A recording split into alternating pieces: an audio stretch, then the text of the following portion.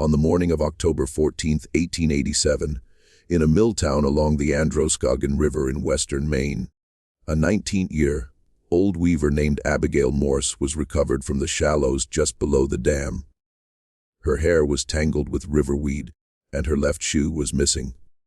Over the following 11 months, 3 different men from 3 distinct parts of that town would be arrested for her murder, tried in the same small courthouse, and ultimately set free. Not one of them confessed. Not one of them was convicted. And by the summer of 1888, the town itself seemed to have silently agreed, without ever saying so aloud, that her name was never to be spoken again.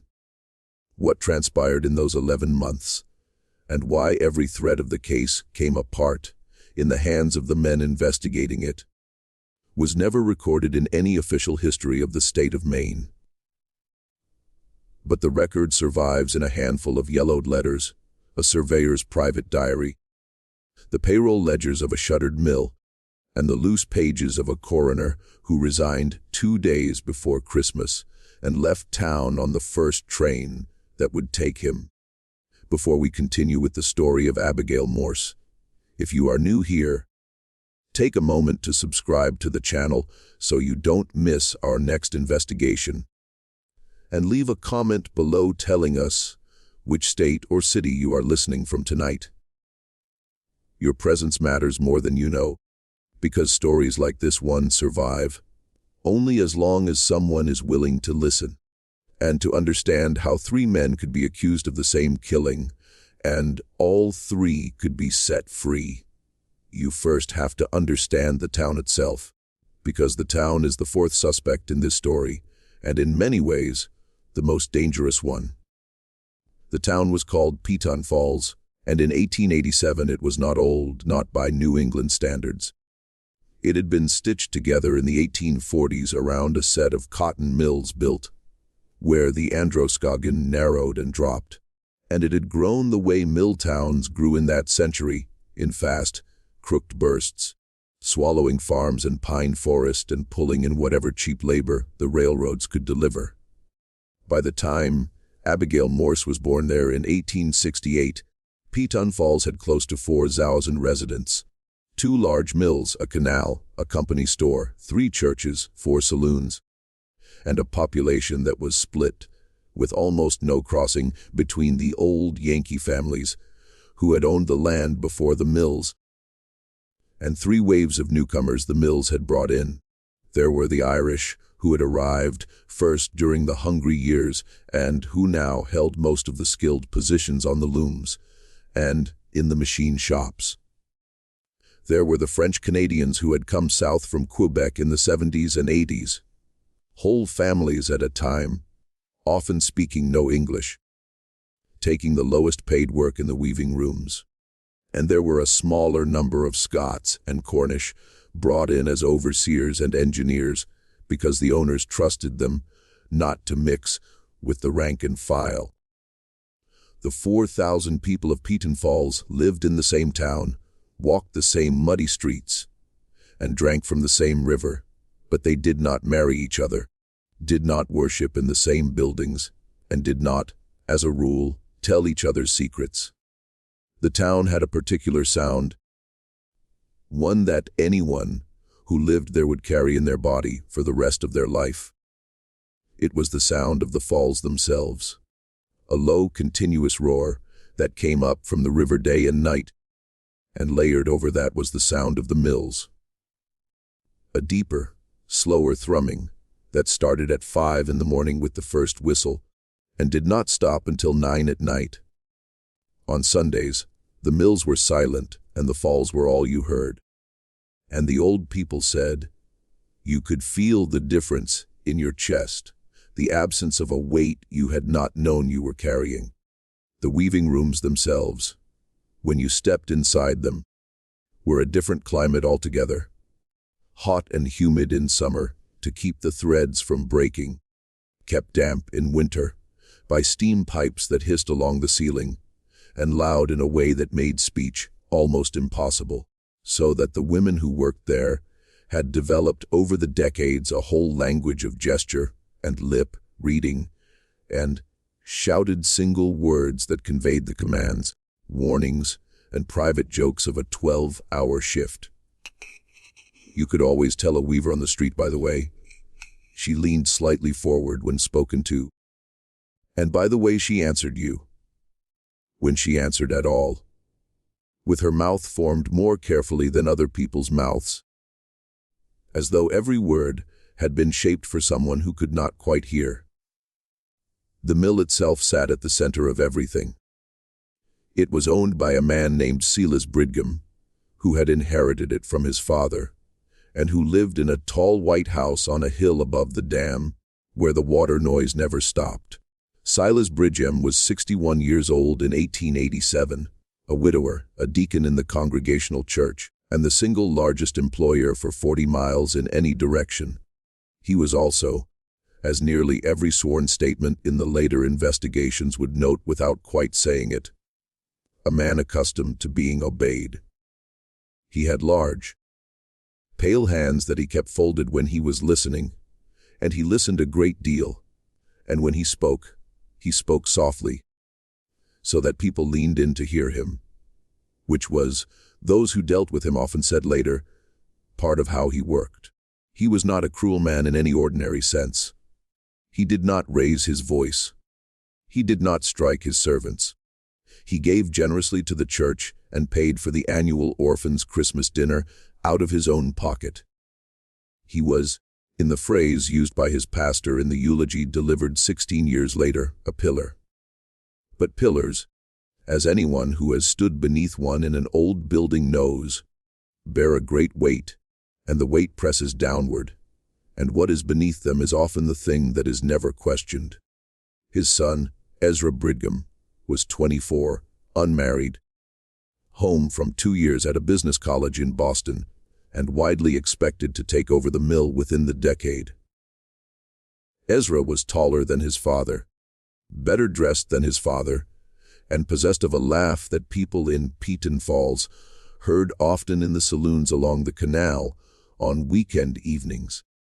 Although he was never drunk, or never quite drunk, because Ezra Bridgham knew precisely where the line was.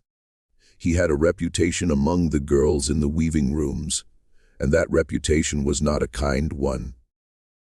There were stories passed in whispers in the boarding houses and over kitchen tables in French and Irish and Yankee English about girls who had been cornered in stairwells, about girls who had been offered rides home in the Bridgham carriage and had accepted, and had not spoken of the ride afterward, about a girl 2 years before who had left the town abruptly to live with an aunt in Rutland, Vermont, and had returned 10 months later.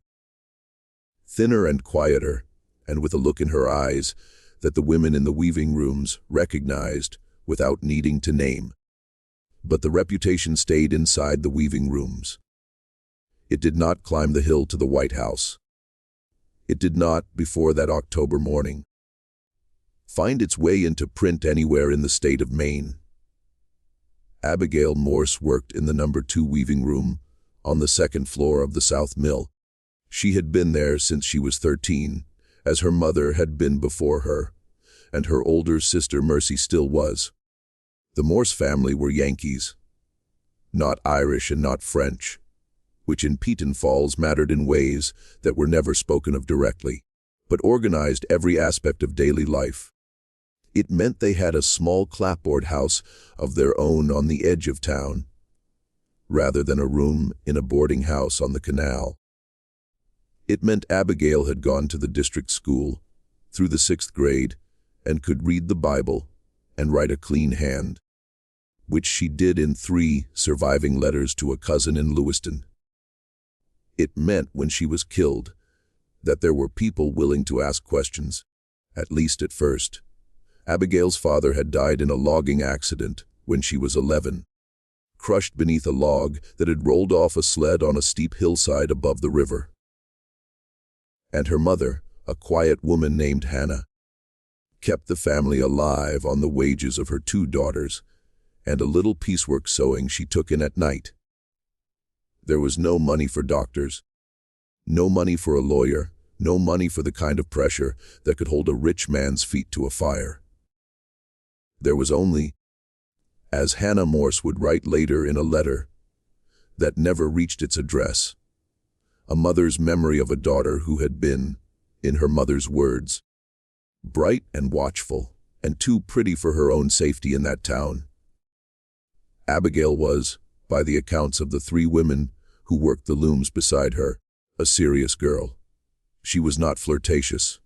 She did not go to the dance halls on the canal. She saved her wages in a tin box under her bed, a box her mother would open 3 days after her funeral and find to contain $243.11, a sum that had been nearly 2 years in the accumulation, and that had been meant, though Hannah Morse did not know it yet, for a specific purpose. Abigail was in the autumn of 1887 engaged to be married quietly to a young man named Michael Thibodeau, a French-Canadian machinist 2 years older than her, who had saved enough to rent 2 rooms above a cooper shop, and who was by every account steady and gentle and devoted to her. The engagement was not announced. Her mother approved of Michael Thibodeau, but the wider Morse family did not, because he was a Catholic and French and not their kind. And Abigail had learned at 19 that some things were easier to do than to explain. And they were going to marry in the spring, after the roads dried, and they were going to move to Lewiston, where Michael had been offered a position at a larger mill, and where no one would look sideways at a Yankee girl on the arm of a French boy. They had a plan. They had a future. The $443 in the tin box was the down payment on a small house on the outskirts of Lewiston. A house Michael had already walked past 4 times and described to her in letters that Abigail had read by candlelight in the small room she shared with her sister. On the afternoon of October 13th, 1887, Abigail finished her shift at the No. 2 weaving room at 7 minutes past 6, punched her card, said good night to her sister Mercy, and walked out into the dusk with a shawl over her hair and a tin lunch pail in her hand. Mercy Morse, who would survive her sister by 44 years and would speak of that evening only twice in all the years that followed. Once to a neighbor in 1900 and once to a priest in 1930. Remembered that Abigail had seemed tired, but not unusually so. She had asked her to tell their mother that she would be home by 8 and had walked out by the canal gate rather than the main gate, which was slightly unusual, though Abigail sometimes did this when she wanted to stop at the small dry goods store on Water Street to buy thread or ribbon. It was the last time Mercy saw her sister standing. She was never seen alive again by anyone who would later admit to seeing her. The Androscoggin River in October is cold. The water comes down from the lakes already dark, and by mid-month the nights drop below freezing and a skim of ice forms along the quiet shallows by morning. On the 14th of October, the sun rose at 6 minutes past 6, and at 6:30 a boy named Cyrus Fournier, 12 years old, walking his father's 2 milk cows down to the river to drink, before the first bell, saw a shape at the edge of the water, just below the dam, where the current curled back on itself and made a slow pool behind the old grinding stones. The shape was long and pale and did not move. The boy would remember for the rest of his life the particular way the morning light had looked on the water. A flat gray light with a little pink in it, where the sun was coming up over the pines on the east bank. And the way his breath had come out in a cloud that hung for a second before drifting sideways once. And the way the cows had stopped a few yards short of the shape and had lowed. Not loudly, but in a sound he had never heard a cow make before. A sound that had made the hair stand up on his arms before he understood what he was looking at. Cyrus Fournier dropped his switch and ran. He ran past the cows, past his own house, past the cooper's shop where Michael Thibodeau had just lit the stove, and he did not stop running until he reached the constable's house on Elm Street, where he pounded on the door with both fists and told the constable's wife, in a mixture of English and French, that there was a dead girl in the river. The constable was a man named Horace Pelletier, a French-Canadian who had been on the town payroll for 9 years and who was by the common judgment of Petun Falls a decent and not especially clever man. He had a slow way of speaking and a slower way of thinking, and both had in 9 years of minor peacekeeping in a company town served him perfectly well, because the problems he was ever called on to solve were problems that had already been settled by someone else before he arrived. He arrived at the river at 6:45 with 2 deputies and a doctor named Ephraim Haw. Dr. Haw was also the town coroner, a position he held by vote of the selectmen and for which he was paid $12 a year. He was 57 years old, a widower for 6 years with 1 grown son who had gone to divinity school in Bangor. He had a small practice that supplemented the coroner's fee, and he owed, as of October 14, 1887, a debt of $420 to the Bridgham Mill Company, a debt incurred by his late brother 3 years before, and for which Dr. Hall, as the only surviving family member of means, was legally responsible. The debt was not yet overdue. It would not come due for another 11 months. This fact is important, and we will return to it. What the 4 men saw when they pulled Abigail Morse from the shallows was recorded in different forms in 3 separate documents.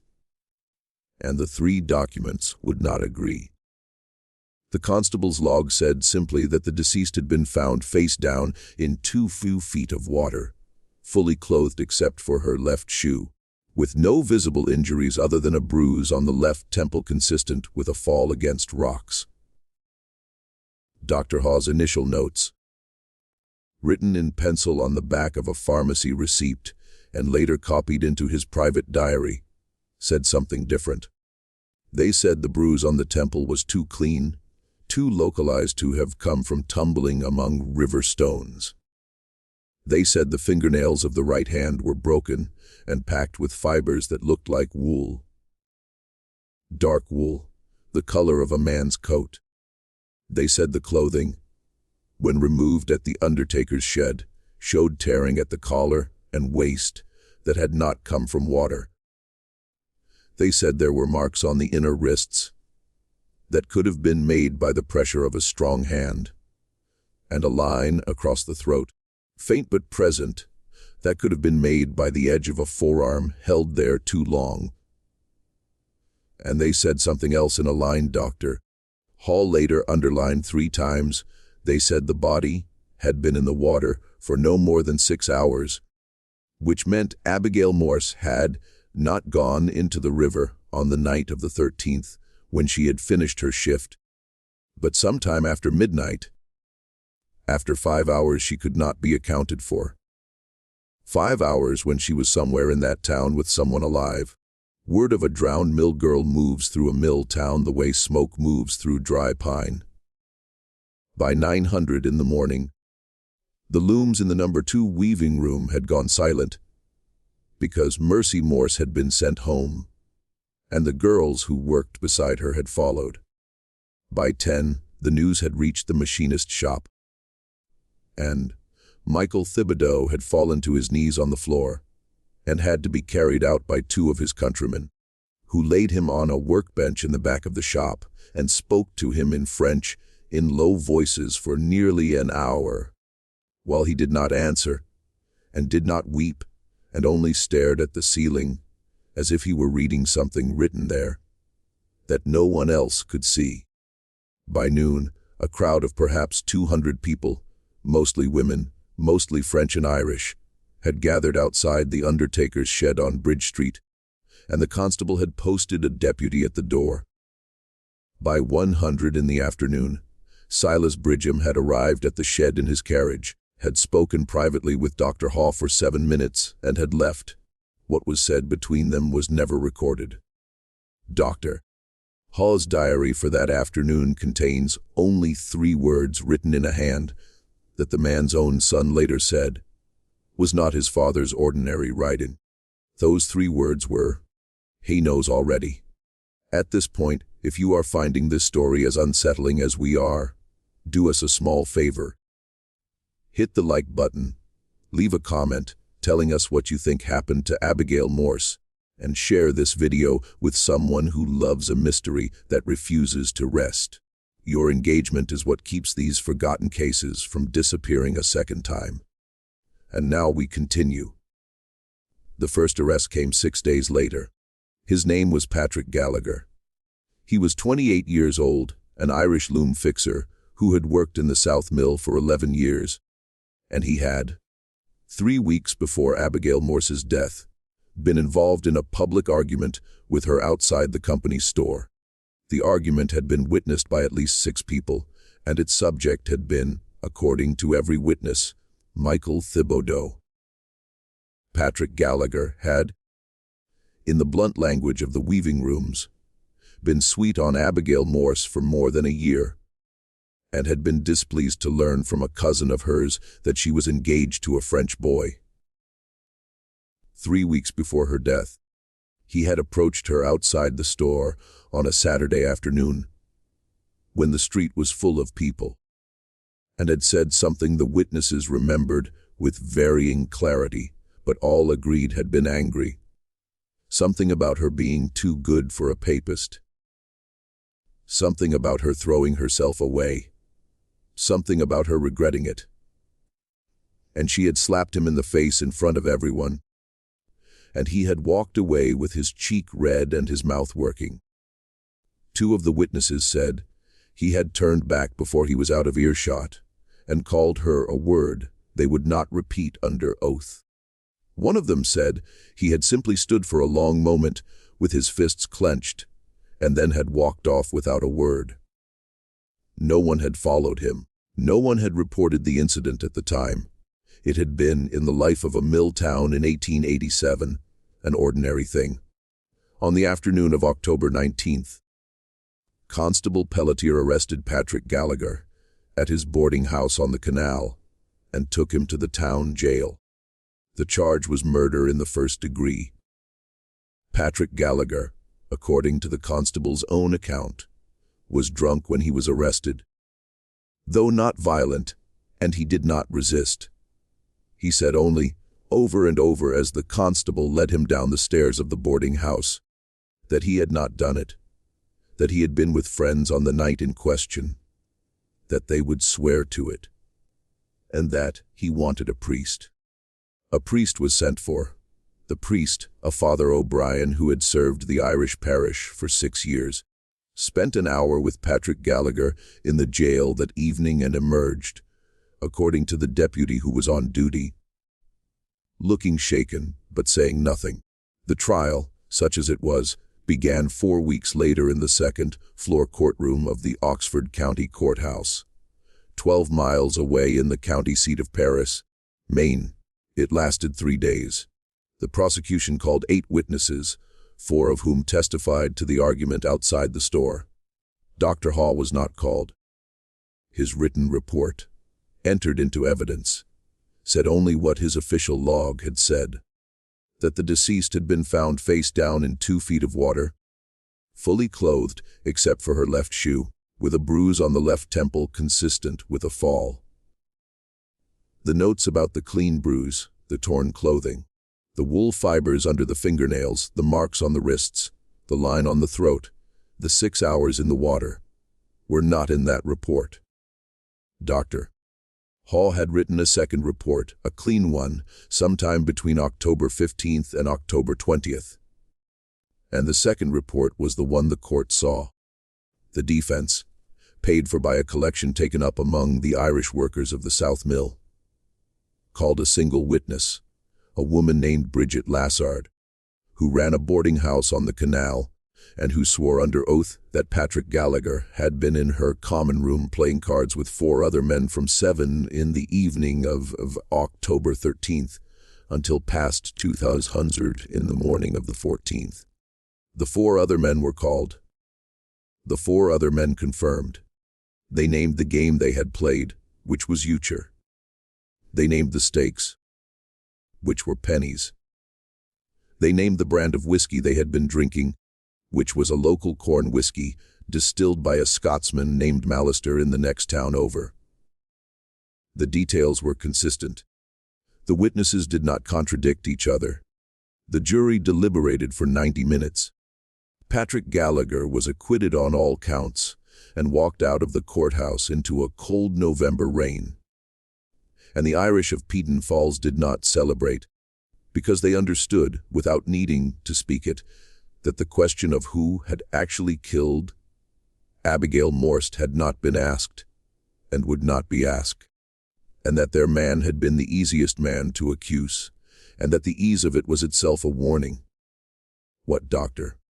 Ephraim Haw did in the days between October 15th and October 20th, when he rewrote the coroner's report, is the first of the three silences at the heart of this story.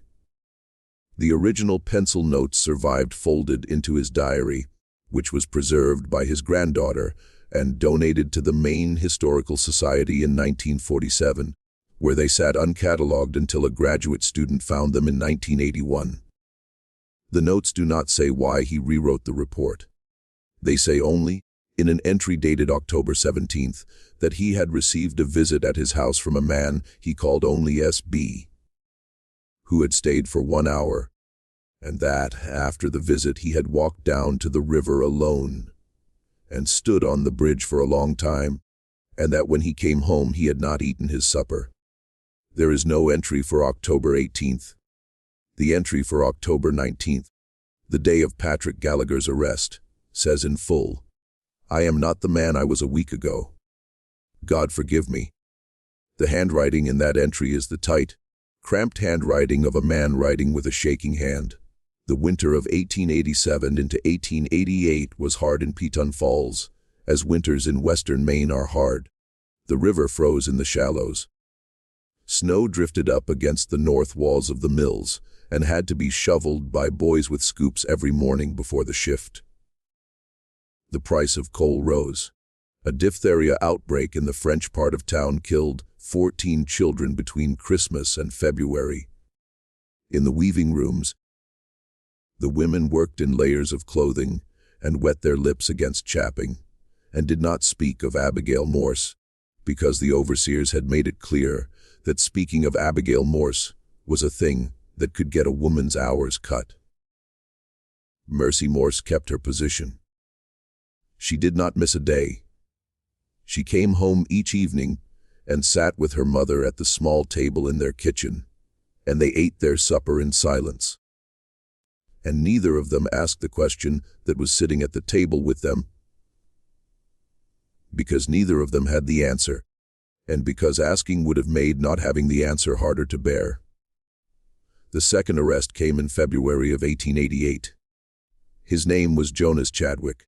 He was 42 years old, the overseer of the number 2 weaving room, which meant he had been Abigail Morse's direct supervisor for the last 6 years of her life. He was a Cornish immigrant, unmarried, and lived alone in a cottage on the mill's property. He was known among the women in the weaving room as a strict, but not cruel overseer. A man who kept his distance, who did not joke, who did not drink, who attended the Methodist chapel on Sunday mornings and was not otherwise seen socially by anyone. He had been, the new evidence claimed, seen walking with Abigail Morse along the canal path on 3 separate evenings, in the 2 months before her death, at hours when the weaving rooms had long since closed. The evidence was presented by a 14-year-old Doffer boy named Samuel Hodgkins, who came forward in late January and swore to the constable that he had seen what he had seen. The boy was specific. He named the dates. He described the clothing.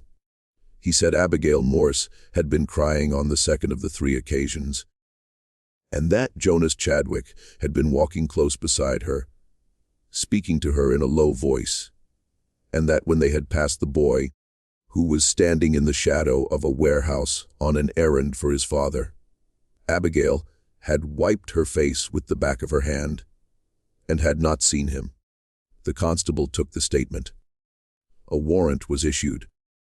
Jonas Chadwick was arrested at his cottage at dawn on the morning of February 9th. The trial began 3 weeks later. On the second day of the trial, Samuel Hodgkins did not appear.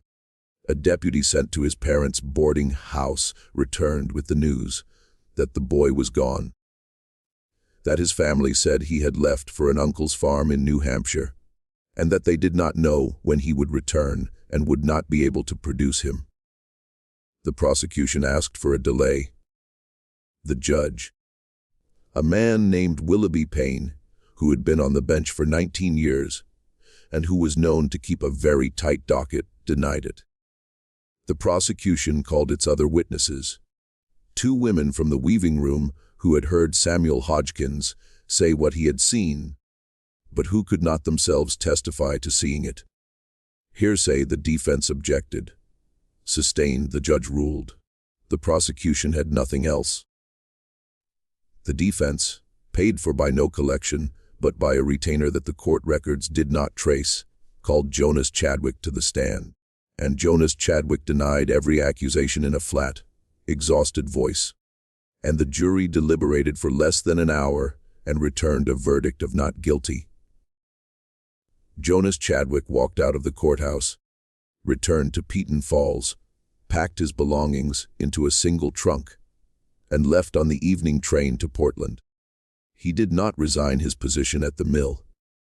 His position at the mill was quietly filled the following week, and his name was not mentioned in the company records again, except in a single line in the payroll book that read, "Settlement paid 60 boy. Samuel Hodgkins, the Doffer boy, was never seen in Peton Falls again. His parents stayed. His mother continued to work in the weaving rooms. The uncle in New Hampshire was never named, and no such uncle appears in any genealogical record that has since been searched. The parents, questioned years later by a reporter from the Lewiston Evening Journal, refused to speak of their son. The mother is said to have wept. The father is said to have stood up, walked to the door of his parlor, opened it, and waited in silence until the reporter left. What happened to Samuel Hodgkins is among the many questions this case leaves us with. Perhaps the one that has most troubled the small number of historians who have looked at it. The uncle does not exist. The farm does not exist. The boy is not buried in any cemetery in Oxford County, nor in any cemetery in Coos County, New Hampshire. His name disappears from the federal census after 1880. He is, as far as the written record is concerned, a boy who said a thing and then ceased to be. Just when we thought we had seen the worst of this town's silences, the story turns again. And it turns in a direction that will force us to ask whether anyone in Peton Falls in that cold spring of 1888 was still telling the truth about anything. If this story is giving you chills, share this video with a friend who loves dark mysteries. Hit that like button to support our content, and subscribe if you have not yet, because what comes next is what broke the town apart. Let us discover together what happened in the third trial. The third arrest came in August of 1888. Its announcement was met in Peton Falls with something that was not quite surprise and not quite relief, but resembled, in the accounts of the few who wrote about it, a long exhalation of held breath. The accused was Ezra Bridgham, the son of the mill owner, 24 years old, heir to the White House on the Hill. The evidence against him had come finally from Dr. Ephraim Haw in the last week of July. Dr. Haw, now 58 years old and visibly ill with what his son would later identify as the beginning of the stomach cancer that would kill him the following spring, had walked into the office of the county district attorney in Paris, Maine, carrying a leather satchel, and had placed on the district attorney's desk his original pencil notes from October 14th, a copy of his diary, and a signed affidavit. The affidavit ran to 4 pages in his own cramped hand, and it laid out, with the methodical precision of a man who had been rehearsing the words for a long time exactly what he said had happened. It said that he had falsified the coroner's report in October under pressure from Silas Brigham, that the pressure had taken the form of a conversation in his parlor on the afternoon of October 17th, during which Silas Brigham had reminded him, without ever raising his voice, of the $420 debt owed by his late brother to the Brigham Mill Company, and had mentioned, now without ever explicitly threatening, that the debt could be either forgiven in full or called in full, and that it had occurred to him that the doctor might find it easier to write a simpler report than the one he had originally drafted. A report more in keeping with what the community would find comforting in a tragic accident. The affidavit said that the debt had been forgiven on November 1st, 1887, in writing by Silas Brigham's own hand.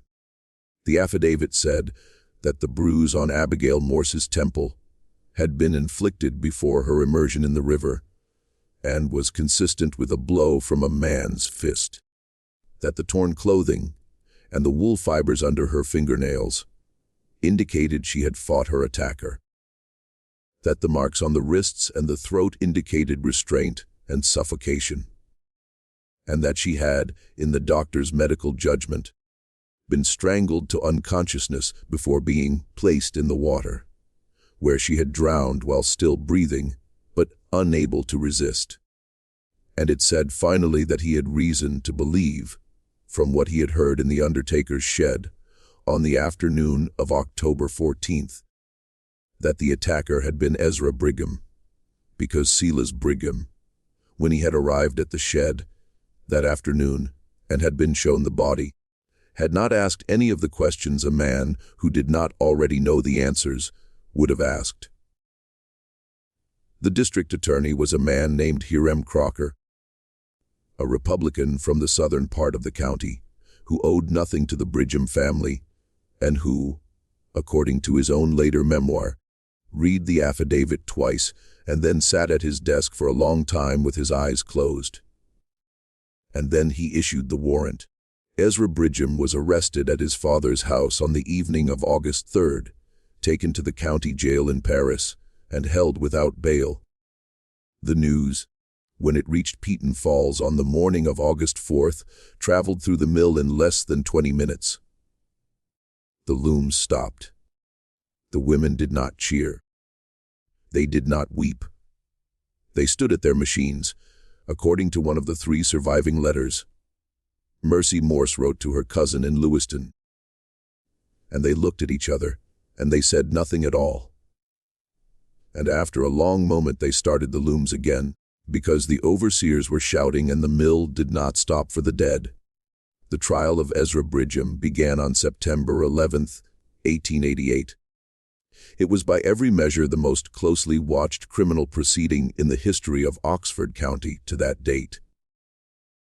Reporters came from Portland, from Lewiston, from Augusta, and from as far as Boston. The courtroom seated 112 people and held on the first day closer to 200, with the overflow standing against the back wall and filling the stairwell. The air in the room by mid-morning was thick enough that one reporter wrote of having to loosen his collar to breathe, and the windows were kept open even as the September air outside grew cold, so that the voices of seminar lawyers and witnesses had to carry over the rustle of papers and the scrape of chairs and the occasional shout of a newsboy on the street below. The prosecution was conducted personally by Hiram Crocker. The defense was conducted by a 3-man team from Boston, led by a criminal lawyer named Everett Pike, who had defended railroad companies, bank officers, and 2 congressmen, and who had never in a career of 26 years lost a murder trial. Silas Brigham had spared no expense. The cost of the defense, according to a letter Silas Brigham's accountant wrote to an insurance underwriter the following year, was $7,200, which was more than Dr. Hall had earned as coroner in his entire career. The prosecution's case rested on 4 pillars. First, the revised coroner's testimony, now given under oath by Dr. Haw from the witness stand with the original pencil notes entered into evidence.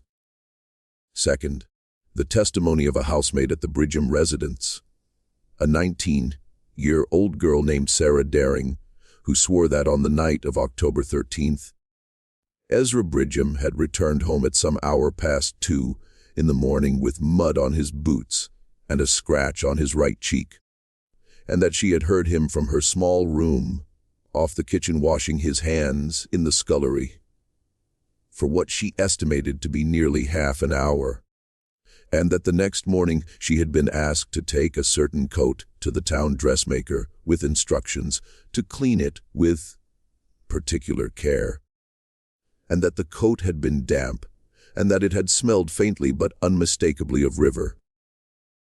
Third, the testimony of a night watchman at the South Mill, a man named Owen Mackey, who swore that at approximately 8:30 on the evening of October 13th, he had seen Ezra Bridgham walking along the canal path in the direction of the Morse house with a coat collar turned up against the cold, and that at approximately 1 in the morning, he had seen the same man walking back in the opposite direction, alone, moving quickly, no longer wearing the coat.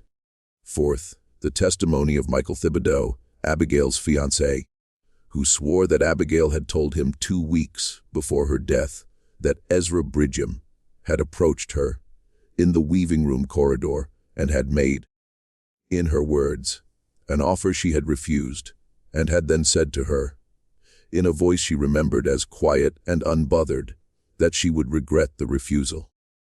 Michael Thibodeau further testified that Abigail had told him she intended to leave the mill before the wedding, even though it would cost them the money they were saving, because she did not feel safe in that corridor anymore, and that he had asked her why she had not told her mother or her sister, and that she had said, with a small sad smile he remembered vividly, that some things a girl kept to herself in that town if she wanted to keep her job.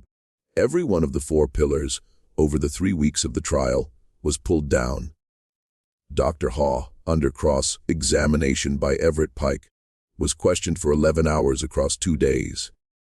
Pike did not attempt to dispute the pencil notes. That was not his strategy.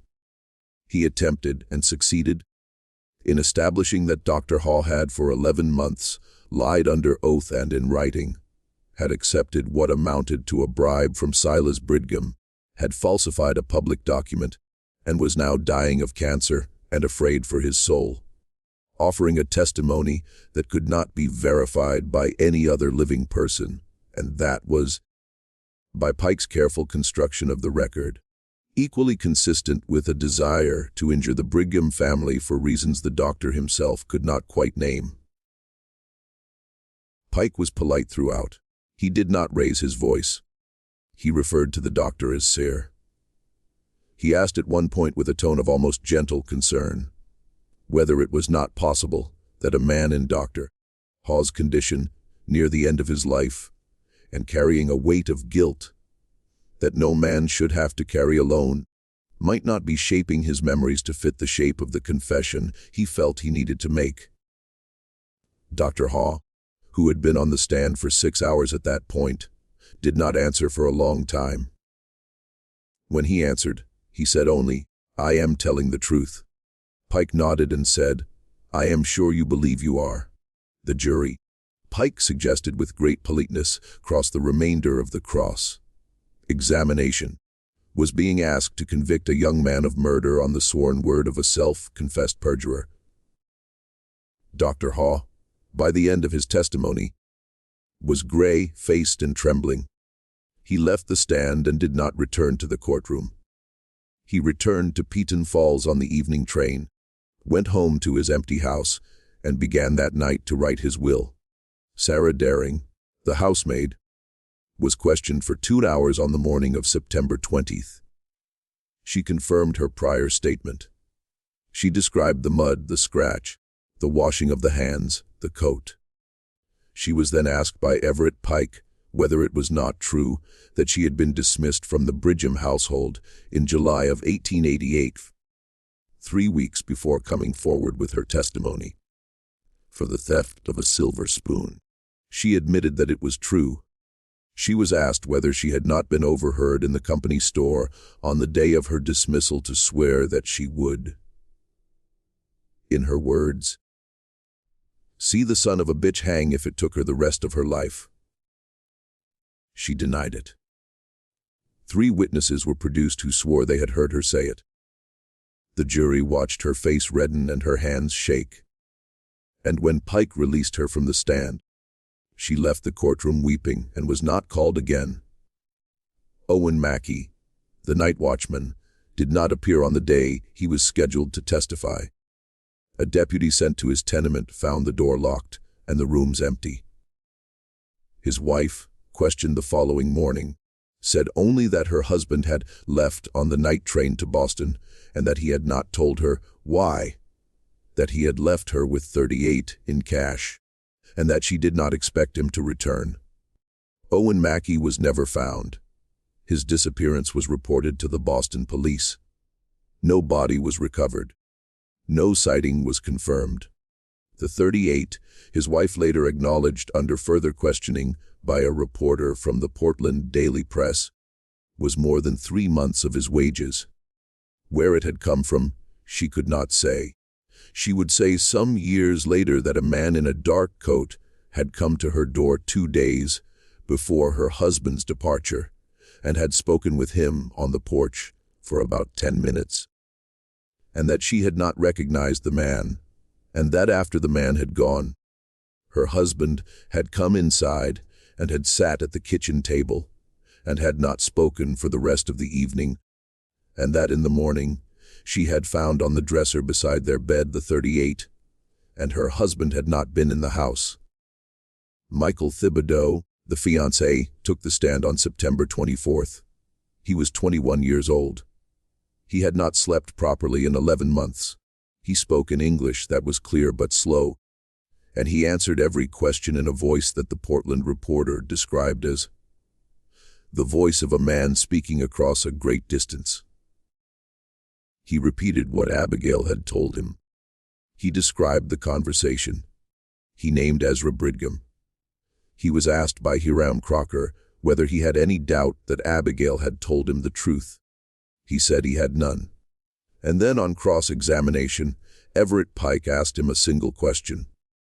Pike asked him whether he had, in the week following Abigail Morse's death, been overheard in a saloon on the canal to swear in the hearing of at least 4 men that he would kill Ezra Bridgham with his own hands. Michael Thibodeau said nothing for a long moment. Then he said yes.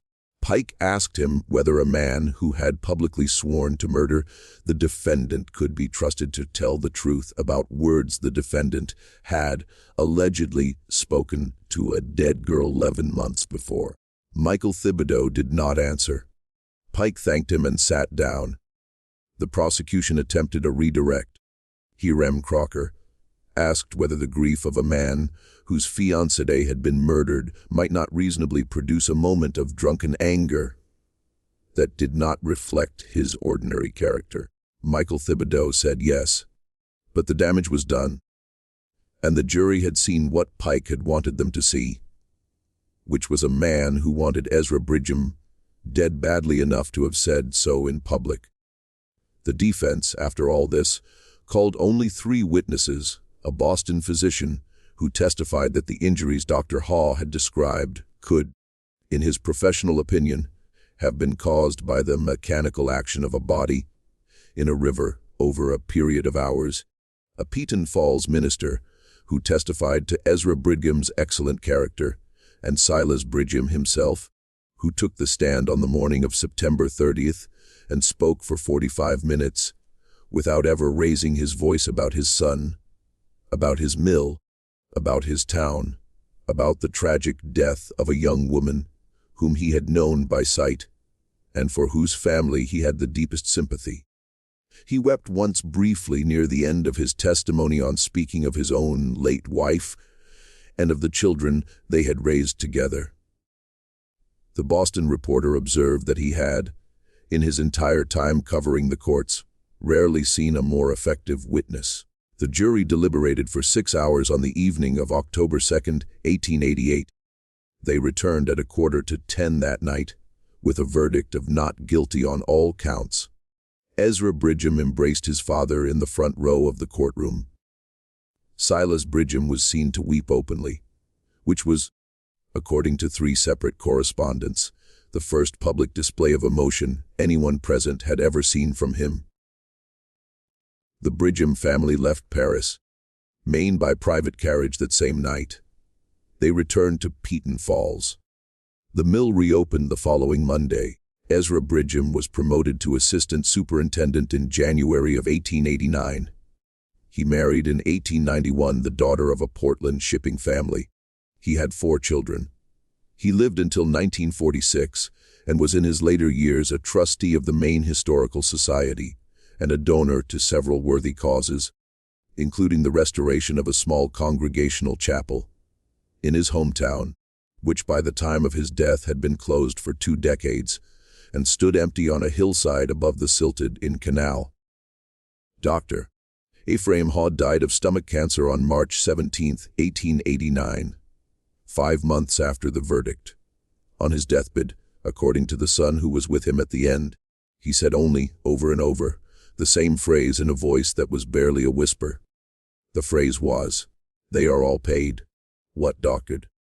Hall meant by that phrase is the final question this story leaves us with, and it is the question that cannot be answered by any document, any testimony, or any honest reading of the evidence, because the answer requires us to believe a thing that no court in 1888 could have found, and no court since has been willing to find. The pattern, when you lay the 3 trials side by side, does not look like justice failing. It looks like a machine working exactly as it was designed to work. In the first trial, the witnesses who alibied Patrick Gallagher were all residents of a boarding house owned by a man who held a mortgage from the Bridgham Mill Company, and the mortgage, according to the county recorder's office, was forgiven in full in the spring of 1888, 6 months after the trial.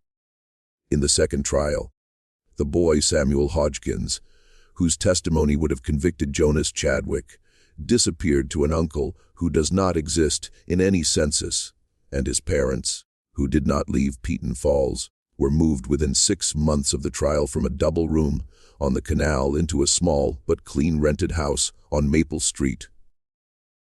The rent on which, according to the landlord's surviving ledger, was paid in cash each month by a party the ledger identified only as P.F. Mill Company.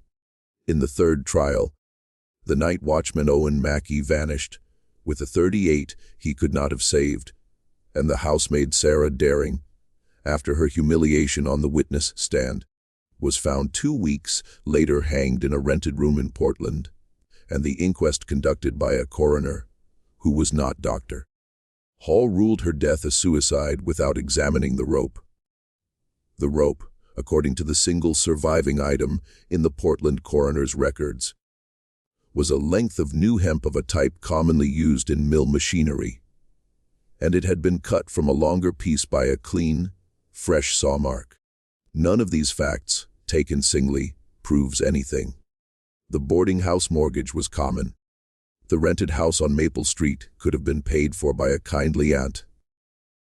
The .38 could have been savings. The hanging could have been a suicide. And this is the precise point at which the pattern hides itself, because each separate suspicious fact dissolves under close examination into the ordinary texture of life in a mill town in 1888, where the mill owned the mortgages, the houses, the jobs, the newspapers, the selectmen who appointed the coroner, the sheriff who chose which warrants to serve, and, in ways that were never quite written down, the consciences of the men who held all those offices. The pattern is only visible when you step back from the separate facts and look at them together. And even then, what you see is not a conspiracy in the modern sense. Not a meeting of men in a locked room, but something older and quieter, and in its way more terrible. You see a town, an entire town, tacitly agreeing that a certain answer could not be arrived at, because the answer would require the town to dismantle itself. And so, instead, 3 different men were tried and 3 different acquittals were obtained. And each acquittal, because it was honestly won in a court of law, by a jury that had reasonable doubt, closed a door that could not afterward be reopened. By the time the 3rd door closed, it was no longer possible under any remaining legal theory to accuse anyone else. Double jeopardy had attached. The principle of finality which the law holds sacred had sealed each verdict shut. The case was not solved. It was completed. There is a difference between the 2 words. And the difference is the distance between a confession and a burial. And that perhaps is what Dr. Hall meant when he said with his last breath that they were all paid. He did not mean only the jurors, although the jurors may have been. He did not mean only the witnesses who disappeared or died, although those payments are the most traceable. He meant, I think, something larger. He meant the entire machinery of a town that had for a generation accepted the bargain of the mill. The bargain that said, you may have wages and houses and schools and a church and a certain kind of decent life. And in exchange you will not ask when a mill girl is pulled from the river with wool fibers under her fingernails, who it was she fought before she died. He meant that the payment was not only in money. The payment was in silence, and the silence had been accepted, and the acceptance had become by the autumn of 1888 indistinguishable from the town itself. A town is a thing that agrees over time on what it will not see. Piton Falls had made that agreement, and the agreement had held, and a girl was in the ground, and the wheels of the looms kept turning, and the water kept falling over the dam, and the great pale hands of Silas Brigham had folded themselves at last on a job well done. Abigail Morse was buried on October 16, 1887 in the Yankee Cemetery at the north edge of Piton Falls. Her stone is small white marble and reads only her name, her dates, and the words, taken early. Her mother Hannah lived another 19 years and never remarried, and never spoke of the case in her remaining letters, of which 7 survive. In one of those letters, written in 1893 to her sister in Lewiston, she mentions her younger daughter only once in passing, referring to her as my Abigail who is not here, and the phrase has the quality, to anyone who reads it now, of a door that has been closed so gently and for so long that it has fused with the wall. Her sister Mercy worked in the mill for the rest of her life. She married a grocer's assistant in 1894, had 3 children, and died in 1931. Her children, interviewed in the 1970s, said their mother had spoken of her sister, perhaps 4 times in all the years they had known her, and always in the same phrase, that Abigail had been the prettier one, and that she had deserved better, and that there were people in that town who knew what had happened and had chosen not to say. The children had not asked her what she meant. They had been afraid to. One of them, the eldest, said in the interview that she regretted that now, but that at the time it had seemed cruel to ask, and that her mother had worn her silence, the way some women wore widow's weeds, and that you did not pull at such a garment. Michael Thibodeau did not kill Ezra Brigham. He left Piton Falls 1 week after the verdict, moved to Woonsocket, Rhode Island, took a job in a cotton mill there, and according to a great-nephew who was traced in the 1970s, never again spoke the name Abigail aloud, though he kept in a small wooden box on his dresser, until the day he died in 1938, a tintype photograph of a young woman with dark hair and a direct, unsmiling gaze. He never married. The photograph was buried with him at his written request in the left breast pocket of his burial suit. The great-nephew, who was a boy of 11 when Michael Thibodeau died, remembered only that his great-uncle had been a quiet man who made him wooden toys in a small workshop behind the boarding house where he lived, and that once, the boy having asked why the old man lived alone, Michael Thibodeau had stopped his planing and had looked at him for a long moment and had said only, in a voice the boy never forgot, "Because I was not there," and he had gone back to his work. Peaton Falls itself did not survive the century. The mills began to close in the 1890s as the cotton industry moved south, chasing lower wages and longer hours and workers who did not yet know how to organize. The last mill closed in 1921. The population fell. The White House on the hill was sold, subdivided, and eventually torn down in 1954 to make way for a highway interchange that was never built. The company store became a hardware store, then a pharmacy, then a vacancy. The canal silted in. The town by the 1970s had fewer than 800 residents and was unincorporated. It is today not on most maps. Drivers who pass through on the county road see a few empty brick shells along the river, a boarded-up church, a small cemetery with Yankee names, and move on without knowing that they have crossed the ground where a girl was killed in the autumn of 1887, and where for 11 months a town performed upon itself the elaborate ritual of proving that no one at all was responsible. The Morse file, the full file with the 3 trial transcripts, and the diaries and the letters, and the payroll ledgers, and the Portland inquest, and the Bridgham accountant's correspondence in Hannah, Morse's 7 letters and Dr. Hawes' pencil notes, and the small surviving fragments of the boarding house mortgage, was assembled for the first time in 2003 by a local historian named Margaret Esther Fallon, who published her findings in a small academic journal called the New England Review of Labor History, and who died in a car accident on a dry road on a clear afternoon 3 weeks after the article appeared. The driver of the other car was not identified. The journal remains available. The file remains available. The answer it points to is not, strictly speaking, an answer. It is a shape. It is the shape of a town closing around a killing the way a fist closes around a coin, and keeping the coin, and passing eventually out of history with the coin still inside. This mystery shows us that sometimes the most terrifying thing in a story is not a single monster, but an entire community that has decided, and without ever holding a vote, that some truths will cost too much to speak. Abigail Morse did not drown. 3 men were accused and 3 men went free, not because the law failed, but because the law worked precisely as powerful men had arranged for it to work. What do you think of this story? Do you believe the 3rd man was the killer? Or is there a 4th possibility we have not yet considered? Do you think Dr. Haw told the whole truth at the end, or only as much of it as he could bear to say? Was Margaret Esther Fallon's accident truly an accident? Or did the long arm of a dead mill town reach out one last time to close a hand it had been holding shut for more than a century? Leave your comment below. If you enjoyed this tale and want more forgotten crimes pulled from the archives of American history, subscribe.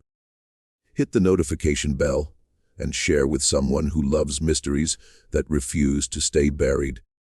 The dead do not rest when the living refuse to remember them.